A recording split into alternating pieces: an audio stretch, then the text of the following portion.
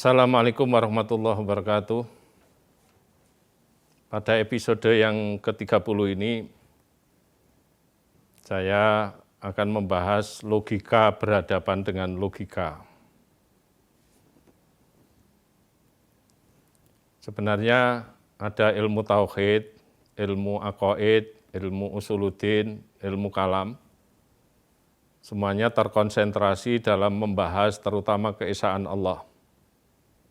Tetapi ciri paling menonjol dari ilmu kalam dalam pembahasan tentang keesaan Allah itu, ilmu kalam menggunakan atau menonjolkan logika. Sementara ilmu-ilmu yang lain tadi lebih mengedepankan pendekatan doktrinal. Beda dengan itu, ilmu kalam dalam membangun argumentasinya itu selalu mengedepankan logika. Di samping tentu mendasarkan pada ayat-ayat Al-Quran dan kadang-kadang juga hadis Nabi. Kita melihat bahwa masing-masing tokoh aliran kalam, terutama ketika memberikan bantahan atau jawaban terhadap pertanyaan-pertanyaan menyangkut pendapatnya, itu selalu menggunakan logika berdasarkan pada akal. Hanya kadar penggunaan akal yang membedakan dan kedudukan akal dalam sistem pemikiran mereka yang membedakan antara tokoh aliran A dengan tokoh aliran B misalnya. Oleh karena itu kita dapat menyaksikan pertentangan suatu pendapat akibat pertentangan logika melawan logika. Kasus itu sering terjadi dalam ilmu kalam atau teologi Islam. Salah satu perdebatan menarik untuk kita simak sebagaimana diungkapkan oleh As-Subhi sebagai berikut, yaitu perbedaan antara Imam Asy'ari dengan Imam Al-Jubai. Imam Asy'ari itu asalnya pemuda yang dikader oleh Mu'tazilah menjadi pemimpin. Al-Jubai sudah menjadi tokoh dari Mu'tazilah, dan ini menjadi ayah tirinya sebenarnya. Terjadi perdebatan antara Imam Asy'ari dengan Imam Al-Jubai, dimulai dari pertanyaan Imam Asy'ari, bagaimana kedudukan ketiga orang nanti di akhirat, yaitu orang mukmin, kemudian orang kafir, dan anak kecil.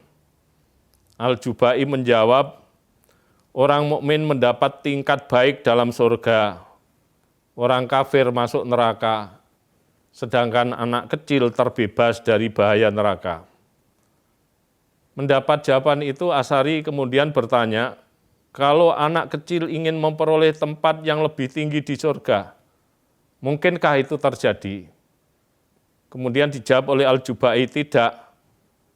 Sebab yang mungkin mendapat tempat yang baik itu karena kepatuhannya kepada Tuhan. Anak kecil itu belum mempunyai kepatuhan yang serupa dengan yang dilakukan oleh orang mukmin tadi. Mendapat jawaban itu, Asy'ari kemudian bertanya, kalau anak kecil itu menyatakan kepada Tuhan misalnya, itu bukan salahku. Jika sekiranya engkau berikan kesempatan aku terus hidup, aku akan mengerjakan perbuatan-perbuatan baik seperti yang dilakukan oleh orang mukmin itu, sehingga aku bisa memperoleh kedudukan yang lebih tinggi daripada kedudukanku sekarang ini. Mendapat pertanyaan itu, Al-Jubai menjawab bahwa Allah akan menjawab, aku tahu bahwa jika engkau terus hidup, engkau akan berbuat dosa, sehingga akan kena hukuman, maka untuk kepentinganmu, aku cabut nyawamu sebelum engkau sampai pada usia tanggung jawab. Mendapat jawaban itu, Imam Asy'ari kemudian bertanya, lah kalau begitu sekiranya orang kafir mengatakan kepada Tuhan, mengadukan kepada Tuhan, dengan mengatakan bahwa engkau mengetahui masa depanku sebagaimana engkau mengetahui masa depan anak kecil itu, mengapa engkau tidak menjaga kepentinganku? Di sini Imam Al-Jubai terpaksa diam. Artinya kalah dalam perdebatan itu, tidak bisa meneruskan. berdasarkan alur perdebatan dan logika yang digunakan kedua tokoh itu, tampaknya menurut saya bahwa Al-Jubai menggunakan logika pengasian, itu istilah dari saya sendiri, yang bersumber dari konsep as-sholah wal aslah. Ini konsepnya Mu'tazilah, bahwa Tuhan itu harus berbuat baik dan terbaik bagi manusia. Sedangkan Imam Al-Asy'ari itu menggunakan logika keadilan. Ketika logika pengasian dipertemukan dengan logika keadilan, dalam kasus ini ternyata penggunaan logika pengasian menjadi rapuh untuk bisa melanjutkan perdebatan. Kemudian contoh yang kedua, ini terkait dengan pandangan Mu'tazilah mengenai nafyu sifat, artinya peniadaan sifat Tuhan. Sebagai tokoh Mu'tazilah, Wasil bin Attab mengatakan Tuhan tidak mungkin diberikan sifat yang mempunyai wujud sendiri kemudian melekat pada zat Tuhan.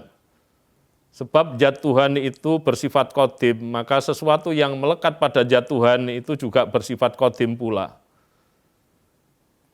Kalau sifat qadim, zat Tuhan qadim dan itu melekat, maka akan berkonsekuensi adanya dua Tuhan.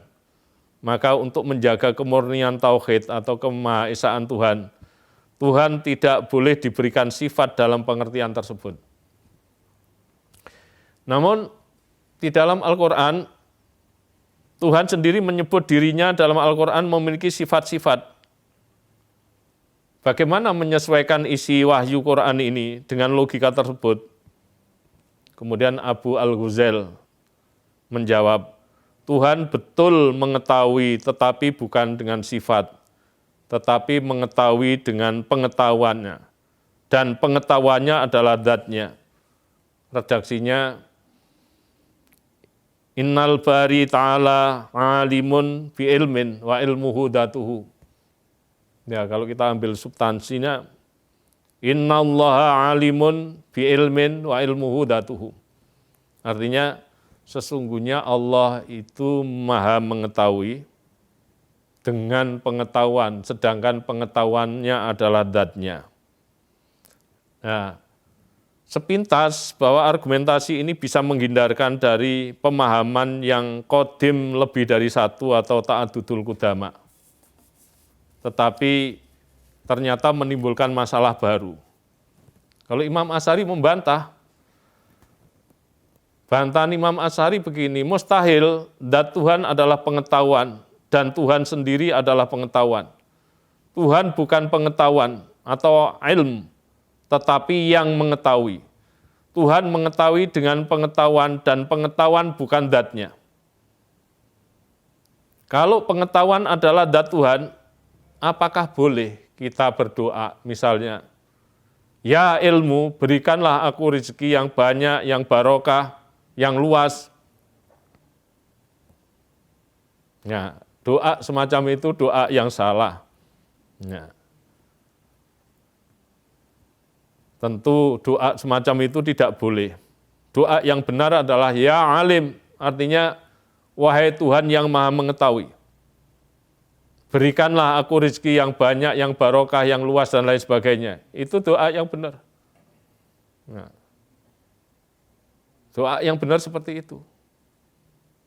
Itu bantahan Asy'ari terhadap pandangan-pandangan Mu'tazilah tentang nafyu sifat itu. Karena itu, saudara sekalian, para pemirsa, bahwa dalam mempelajari ilmu kalam, kita sering menemukan pertentangan atau perhadapan antara logika dengan logika yang lain. Mengikuti alur pemikiran satu pemikir seperti benar, tetapi kemudian dipatahkan oleh pemikiran lain yang juga menggunakan logika. Nah, ini memang mirip seperti dalam tradisi filsafat Yunani, bahkan kemudian filsafat Barat modern sekarang juga tradisinya seperti itu. Tetapi lagi-lagi bahwa meskipun pertentangan semacam ini sama-sama menggunakan logika, tidak berarti bahwa ilmu kalam itu duplikasi dari filsafat. Tetapi kalau ada pengaruh filsafat memang iya. Demikian yang bisa saya sampaikan. Ihdinas siratal mustaqim. Wallahul muwaffiq ila aqwamit thoriq. Wassalamualaikum warahmatullahi wabarakatuh.